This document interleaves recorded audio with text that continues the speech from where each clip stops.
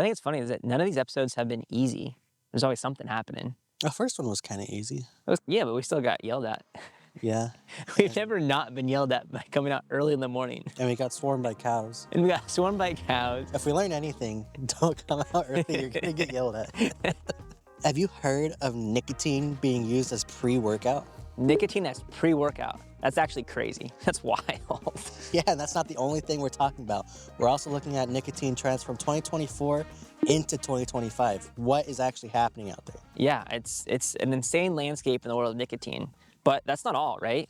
Nope. And finally, we're going to be talking about nicotine and diabetes. Is there a correlation?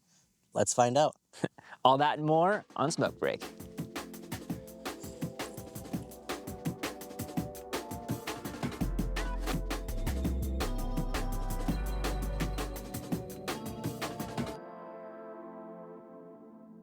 Let's just jump right into it. Article 1. Yeah. Nicotine, diabetes. Is there a correlation? Yeah, well, there certainly is. And we know for cigarettes for a long time it has a correlated risk with type 2 diabetes.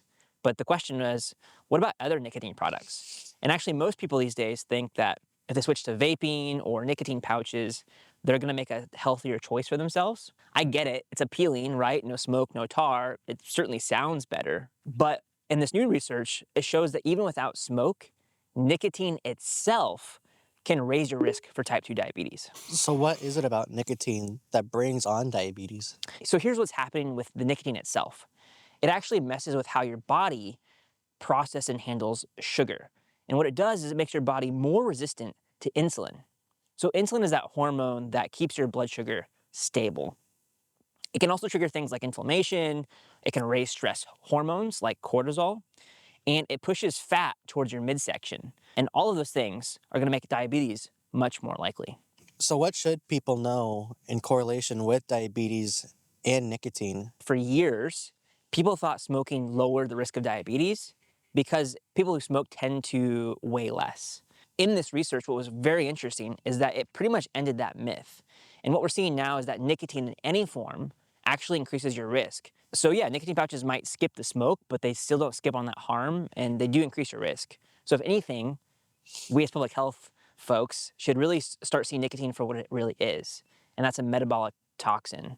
And it's not just a lung toxin anymore. And that's something that the industry is not currently putting on their labels.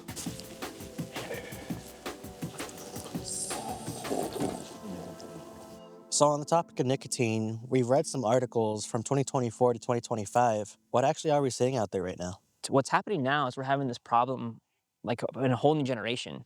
And the truth is that nicotine hasn't ever gone away. It's just been rebranded. I know we've read a couple times that vapes are getting pushed to the side while nicotine pouches are getting more popular. Is that still the case? Yeah, absolutely. So when we look at the studies back in 2021, Americans were buying about 327 million nicotine pouches each month. And now we're well over 1 billion nicotine pouches every single month. And those billion doses are sold as clean, these in quotation marks, tobacco-free, and these are like smart drugs, essentially, is how they're being branded. So brands like ZYN, Rogue, On, they control almost the entire market, about 99% of it. And they actually know exactly who they're selling to, which are young people, kids. These are also people who are gym goers. These are people who are college students. These are guys who would never, ever touch a cigarette. And they do that because their flavors are, slick. Things like citrus or mint or berry frost. And even when, so for instance, California passed a flavor ban, the companies just swapped out the words. And so instead of mint, it's now chill. And it's the same flavor, but it's really just a different label. And technically, that's not against the rules. Is there anything that you think the general public should know? Yeah, absolutely. So nicotine isn't harmless just because it's smoke-free. Nicotine still raises blood pressure, it still tightens your blood vessels, and it keeps your brain wired for addiction. These pouches are becoming more and more of a higher dose as well. And what that's doing is it's training your brain to need more nicotine, not less. So from a public health standpoint, this really is like deja vu. We've been here before, and it's not only about looking cool with a cigarette these days, it's much more about looking productive with a pouch like a nicotine product. So when we see things like sales tripling to over 1 billion units in less than 3 years, that's not a trend at all. That's a strategy by big tobacco. And so if we don't start treating it like one, we're going to watch a whole new generation get addicted one pouch at a time.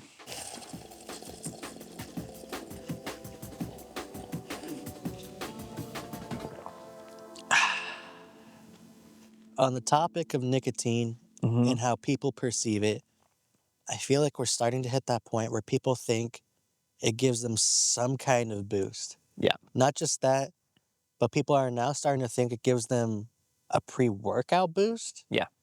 What actually is the case here? Well, what is nicotine? It's a stimulant. It can make you feel a little bit more energized, but it's temporary. And so we've probably all seen it online.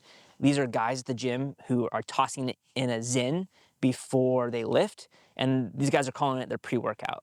And also it's being marketed as like things as clean, as tobacco-free. And I've even seen some ads call it performance boosting, which is wild to me. But the truth is that nicotine really isn't a supplement. It's a stimulant, and it's one of the most addictive drugs on the entire planet. Nicotine triggers dopamine and adrenaline, and so that makes your heart beat faster and it makes your focus tighten a little bit. But what they don't realize, and here's the big but that we should all worry about, it's also raising your blood pressure, it's constricting blood vessels, and increasing cortisol. Cortisol, as we know, is that stress hormone that literally breaks down muscle.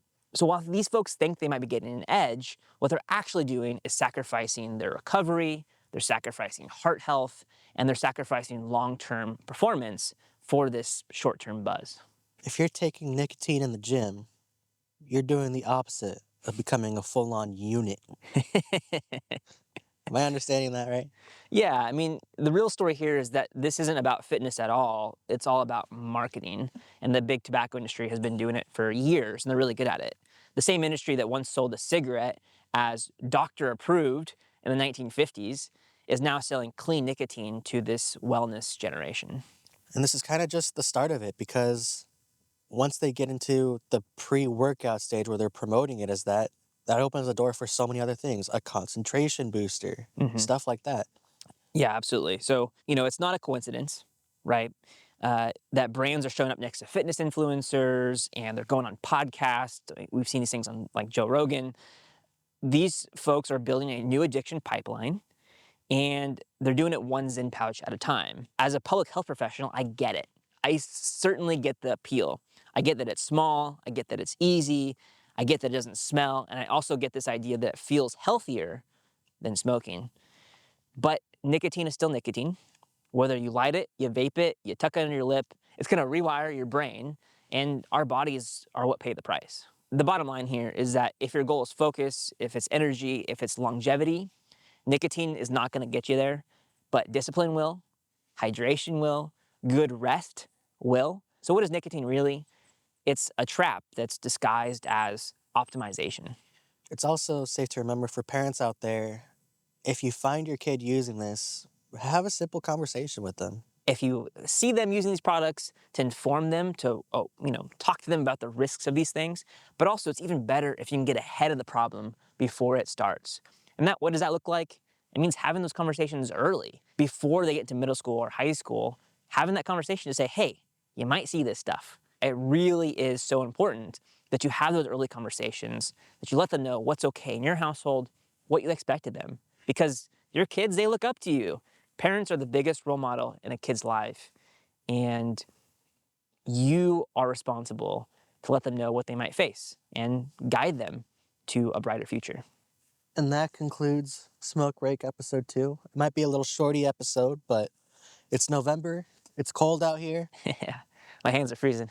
Actually, this hand. This hand's fine. It's got coffee in it. All right, we'll catch you guys in the next episode. Bye.